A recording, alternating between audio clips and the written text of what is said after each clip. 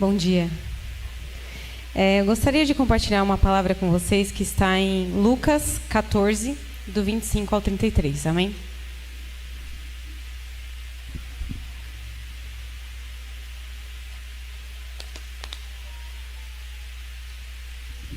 Amém.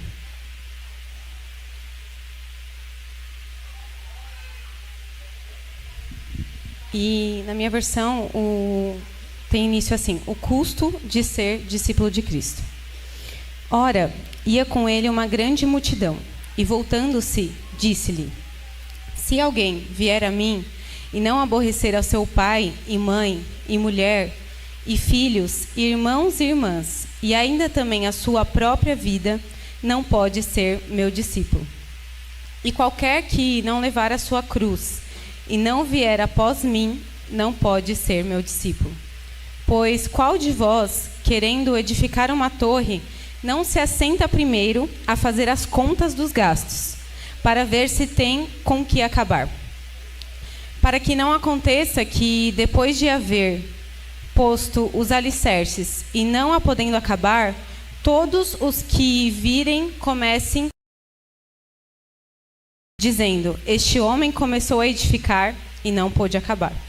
Ou qual é o rei que, indo à guerra a pelejar contra outro rei, não se assenta primeiro a tomar o conselho sobre se com 10.000 pode sair ao encontro do que vem contra ele com 20.000? De outra maneira, estando o outro ainda longe, manda embaixadores e pede condições de paz. Assim, pois, qualquer de vós que não renuncia a tudo quanto tem, não pode ser meu discípulo. Amém? Bom, eu queria iniciar essa passagem falando sobre o contexto, né? Ali, Jesus estava a caminho a Jerusalém para cumprir o propósito pelo qual ele foi designado, né? Se entregar por uma morte e uma morte de cruz. Só que naquele mesmo momento, uma multidão o cercava Jesus. Então, acredito eu, que ele ali perto de chegar ao cumprimento do seu propósito, falou: não, eu preciso falar algo que eles entendam mais. Porque eu acredito que a multidão estava ali por coisas muito superficiais, buscando talvez uma bênção que fosse palpável, ou se fosse apenas para aquele momento. Mas Jesus decidiu ensinar que para segui-lo precisava de uma renúncia total, que ia além de coisas superficiais. Então, Jesus resolve intensificar o ensino sobre o verdadeiro discipulado. E o discipulado nada mais é do que a gente seguir o modelo que é Cristo Jesus, é imitá-lo em sua totalidade. Amém? Então, Jesus, ele, ao contrário de atrair pessoas por promessas fáceis, ele estava ali disposto a afastar quem não tivesse apto a renunciar. Assim como diz aqui o versículo, a renunciar à sua própria vida, a renunciar à sua parentela. E quando Jesus fala aqui sobre aborrecer, não é você desonrar, não é você desrespeitar o seu pai, a sua mulher ou a sua mãe, não é você vir com ignorância sobre o conhecimento que você está recebendo. Não é sobre isso, queridos. A renúncia, quando você vai buscar um significado mais profundo... Não, a renúncia não. O aborrecer que está escrito aqui, quando você vai buscar um significado mais profundo sobre isso, é você não colocar ninguém acima de Deus sobre a sua vida. Não aborrecer é você não trocar o seu senhorio por pessoas, porque isso é muito fácil, você voltar à idolatria para pessoas, para o âmbito familiar, para o âmbito do trabalho, para o âmbito financeiro. É muito fácil. Então Jesus estava sendo claro: se você não me colocar em primeiro lugar, não tem como você ser meu discípulo. Se você não... O primeiro mandamento é amar a Deus sobre todas as coisas. Então Jesus estava sendo claro sobre isso. E também, ainda a sua própria vida. Assim como os louvores que foram entoados aqui. Senhor, seja visto em mim, resplandeça a sua glória através de mim. Como é possível isso? Nós nos esvaziamos de nós mesmos. Isso só é possível quando nós nos diminuímos perante a Ele. Amém? E mais abaixo está escrito sobre uma parte que fala de um planejamento e avaliação de custo. Quando ele usa a questão da edificação da torre, ele quer deixar claro àquelas pessoas que você já avaliou o custo que é me servir? Eu tô expondo aqui para você que há um custo e isso vai te custar tudo. Sabe por quê? Porque viver para Cristo é viver em totalidade, não é apenas uma parte. Não é apenas uma parte. Entretudo, Ele quer o nosso coração e isso custa a nossa vida. Eu não estou falando de preços, eu não estou falando de valores, eu não estou falando de espécie, eu estou falando de vida. Ele quer a nossa vida, Ele quer primeiro o nosso coração. Porque se Ele tem isso, Ele tem tudo. Porque se Ele tem o nosso coração, que é a nossa primícia, que é o que faz a gente acordar e respirar, Ele tem todas as outras coisas. Todas as outras coisas. O nosso coração é o órgão que faz tudo funcionar bem. Então, se Jesus tem isso, Ele tem tudo de nós. Tudo, tudo, tudo. Não adianta você vir aqui e sacrificar algo, sendo que em outras partes Jesus não governa.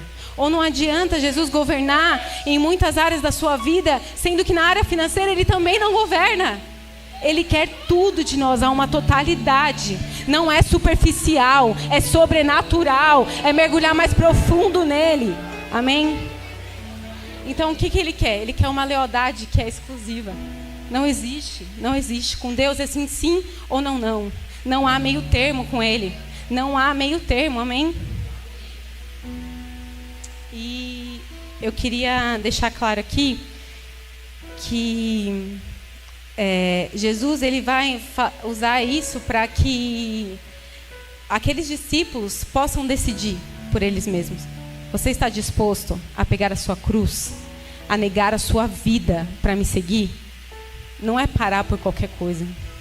Não é parar porque alguém está sendo levantado para confrontar a sua vida em amor. Não é parar porque alguém está sendo disposto a te ensinar. Sabe qual é o problema dessa geração? O problema dessa geração é que ela está sendo alimentada por ego, por tem uma palavra aqui que é a cultura do auto-etimismo. Sabe o que é isso? É que o que está sendo pregado aí fora, eu não estou falando só da igreja, tá? Eu estou falando de estudos, de psicólogos, de cientistas. O que eles estão pregando é o seguinte: não enfatize o que há de ruim em você. Não, sabe o que você tem que fazer? Você tem que ter amor próprio. Você tem que amar aquilo que você acredita. Se está sendo bom para você, está sendo suficiente, alimentando o ego. Isso está sendo terrível, porque o segundo mandamento é amar o próximo como você ama a si mesmo. Só que quando a gente está em Cristo, quando a gente se regenera nele, nós somos a imagem e semelhança dele. Então a gente tem que amar a nós mesmos como nós amamos ele primeiro. Então isso é refletir a glória dele. Não alimentar o nosso egoísmo, não alimentar os nossos achismos. Não, isso é antibíblico. Isso é antibíblico. Nós fomos alcançados pela graça, mas quando nós somos alcançados, nós temos que permanecer sendo transformados por ela. Não venha do jeito que você está e permaneça do mesmo jeito. Isso não é o evangelho do reino. O evangelho do reino é poderoso para a transformação. Amém? É uma decisão diária de santificar, de buscar um aperfeiçoamento que só está nele. Só está nele. O apóstolo Paulo vai dizer: o bem que eu quero fazer, eu não faço. Mas o mal que eu não quero, esse sim eu acabo cometendo. Então não existe essa de você se idolatrar, se autocentrar. Não, busque a cruz, queridos. Essa passagem vai dizer sobre o evangelho da cruz. Eu quero te dizer que houve uma entrega. E essa entrega não tem preço. Não há nada que eu e você possa fazer que supra um amor de Deus por nós, que entregou o seu próprio filho no sacrifício de morte. Não há nada. Sabe, você vir aqui, entregar o seu dízimo, entregar a sua primícia, entregar uma oferta, um sacrifício diante do altar do Senhor, é o pouco do muito. Isso é muito pequeno perto da eternidade. Você está disposto a renunciar isso perto da eternidade? Isso é muito pequeno. Isso é muito pequeno. Porque que preço que você dá pela sua vida? Jesus não mensurou isso quando Ele amou a gente. Deus não mensurou isso quando Ele amou a gente. Ele entregou o seu Filho por amor a mim e a tua vida. Então, a gente entregar a nossa vida financeira aos pés do Senhor é um bem para nós mesmos. É só uma totalidade de uma obediência, porque Ele quer ver isso no nosso coração. Ele quer provar no nosso coração. Ele não quer saber o valor que você está entregando aqui. Ele quer saber se o seu coração está entregue primeiro. Amém? E eu coloquei aqui que um teólogo, filósofo e pastor, eu não vou saber falar o nome dele, tá? Mas é Dietrich Bonhoeffer. Ele fala sobre a graça barata, que é seguir Jesus sem cruz, sem arrependimento e sem transformação.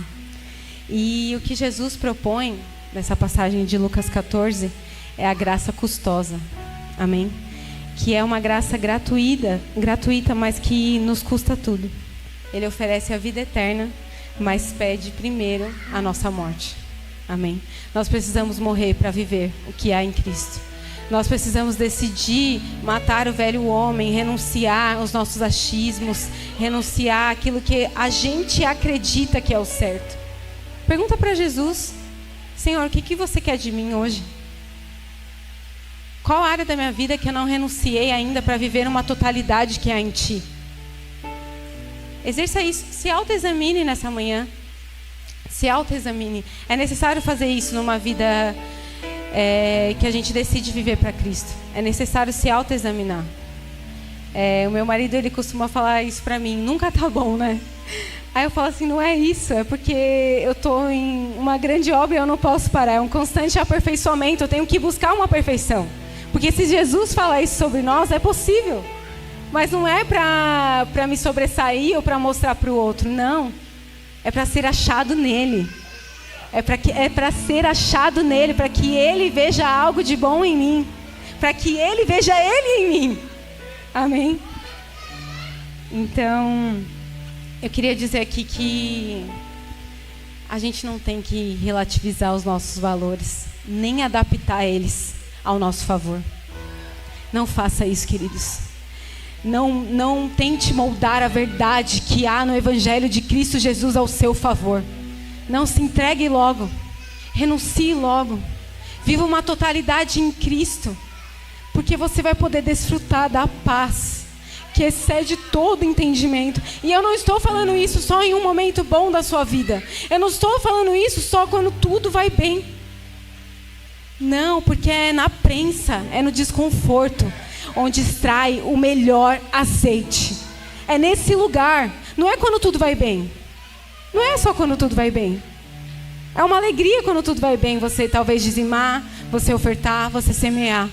Mas e quando acontece algumas coisas na sua vida em que isso te custa mais do que quando tudo vai bem?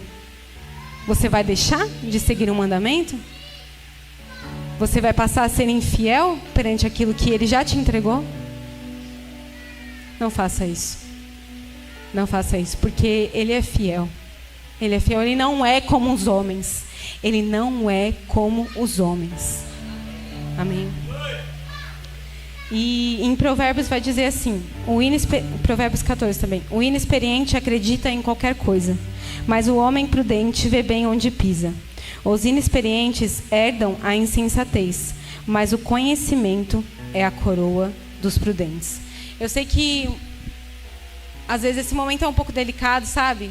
Vem o louvor, vem a adoração, a graça toma a casa, abrindo o culto. Mas muitas vezes quando vai falar das finanças, algumas pessoas fecham o coração. Porque começam a vir algumas setas, falando só apenas do financeiro em si. Mas eu quero deixar claro nessa manhã que há uma totalidade em Cristo Jesus. Que há uma totalidade. Você não pode seguir apenas em algumas partes. Tem que ser o todo. Tem que ser o todo, amém? E só para finalizar, eu não quero deixar de falar sobre tudo que eu coloquei aqui. A parábola, ela vai falar sobre uma fé inteligente, madura e deliberada. O que quer dizer isso? Jesus, ele está sendo intensivo naquilo que é viver o evangelho do reino. É uma fé intencional e com propósito. Então, assim, não venha entregar só porque eu estou falando. Não. Eu não quero agir na sua emoção. Eu quero que o Senhor, que o Espírito Santo de Deus te convença, que abra o teu entendimento sobre o que é entregar as suas finanças ao altar de Cristo. Não faça pela emoção. Não faça como aquela multidão. Não busque a Jesus apenas por uma bênção palpável. Não, porque a renúncia não é um peso. A renúncia, ela nos dá acesso. Ela nos dá um lugar de intimidade em Cristo. Um lugar genuíno. Um lugar em que nós buscamos a face dele. Não as coisas dessa terra. Onde tudo que é visível fica pequeno perante a glória dele. Amém? Se coloque de pé, por favor. Quando eu renuncio e quando eu sacrifico, essas duas coisas têm significados diferentes. Mas quando nós vivemos o evangelho do reino, elas caminham para o mesmo lugar. Amém? Então, quando eu faço isso expressa a minha total rendição. Isso expressa um coração contrito e quebrantado, disposto a exercer o poder da transformação que há no evangelho de Cristo. Amém? Vamos orar. Vamos colocar isso diante do Senhor, as nossas petições, as nossas ofertas, as nossas primícias, para que o Espírito Santo de Deus venha nos convencer sobre a importância disso em nossas vidas. Amém? Pai, Senhor, no poderoso nome de Jesus, nós queremos render graças a Ti, Senhor. Obrigada, Senhor, pelo Teu conhecimento, pela oportunidade, Senhor, de estar partilhando com a Tua igreja, Senhor, mais de Ti. Senhor, assim como o Senhor ensinou os discípulos, Senhor, sobre uma renúncia total, sobre uma entrega genuína, que nos custa tudo, que vai além de uma parte, Senhor. Ensina a Tua igreja nesta manhã. Convença aqui, Espírito Santo de Deus, os corações sobre a verdade que há em Ti. Sobre como isso nos beneficia, porque o Senhor vê o nosso coração primeiro. Então encontre nós nessa manhã um coração contrito, um coração quebrantado, um coração disposto a renunciar, a sacrificar, para ter um livre acesso àquilo que o Senhor já designou para nós. Que as bênçãos do céu sejam liberadas, Senhor, para os Teus filhos, Senhor. Que tudo aquilo que o Senhor já preparou, porque já está tudo preparado. Já está tudo preparado, porque o Senhor nos deu a terra para governar, Senhor. Então, em nome de Jesus, prepare agora os Teus filhos para receber, Senhor, das Tuas bênçãos, Senhor. Para avançar o próximo nível, Senhor. Para a honra e glória do Teu nome, Senhor. Nós queremos entregar tudo a Ti, Senhor. Que o Senhor venha nos diminuir, Senhor. Para que o Senhor cresça em nós, meu Pai. Que o Senhor venha revelar, Senhor, a humildade que há em Ti, Senhor, em nossas vidas. É o que nós te pedimos, Senhor. Eu abençoo, Senhor, cada dizimista, cada ofertante, Senhor, cada primiciante dessa casa, Senhor. E todo aquele, Senhor, que tem a vontade, que queima no coração em ser um patrocinador da Tua obra, Senhor. Eu abençoo, Senhor, com toda sorte de bênçãos, no poderoso nome de Jesus.